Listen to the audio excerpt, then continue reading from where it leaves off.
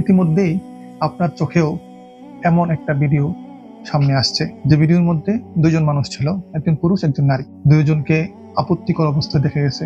এখন বিষয় হইল, আমাদের সোশ্যাল মিডিয়াতে বা আমাদের চোখে কেন নারীর ছবি বারবার আসছে, অথচ ভিডিওর মধ্যে দুইজনই সমান অপরাধী।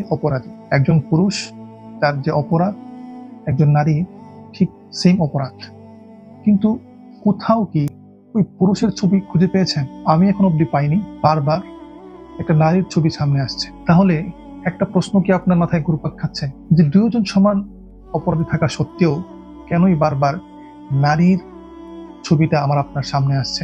এই জন্যই আল্লাহ পাক রব্বুল আলামিন নারীদেরকে পর্দা করতে বলছেন, পুরুষদেরকে বুরকা পরতে বলে নাই। পুরুষদেরকে চোখের হেফাজত করতে বলছেন, নারীদেরকে বুরকা, পর্দা, শরীর ঢাকতে বলছেন। এজন্য আমাদের সমাজে নারীদেরকে দিয়ে অ্যাডভার্টাইজ করা হয়।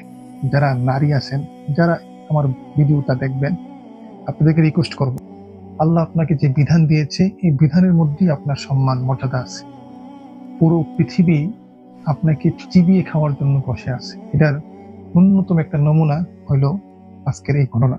চিন্তা করেন, একটা নারী তার মূল্যবান সম্পদ এইভাবে প্রেমের টানে, ভালোবাসার মিষ্টি কথায় সে বিলিয়ে দিচ্ছে, অথচ একটা পুরুষ এই নারীর এই সম্মানের জন্য তার জীবনের সকল সুখ আহ্লাদ নষ্ট করে দেয়। একজন বাবা তার জীবনের যৌবন শেষ করে দেয় তার মেয়েকে ভালো জায়গায়, ভালো ফ্যামিলিতে বিবাহ দেওয়ার জন্য।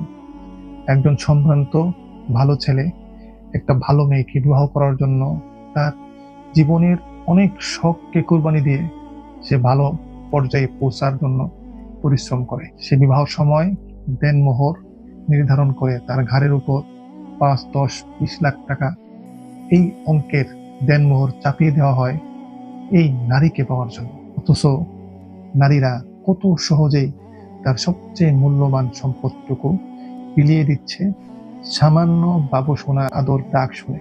এই জন্য আমরা এই জিনিসগুলো থেকে শিখতে পারি যে আমাদের সমাজে কি কি পরিবর্তন প্রয়োজন, এবং আমি আমার ফ্যামিলিতে আমার বোনকে এবং আমার সন্তানকে কিভাবে সুন্দরভাবে তাদেরকে পরিচালিত করতে পারি এবং শরীয়ত সম্মতভাবে পরিচালিত করতে পারি, যেন আমার মেয়েটা বা আমার বোনটাও এই পথে না যায়।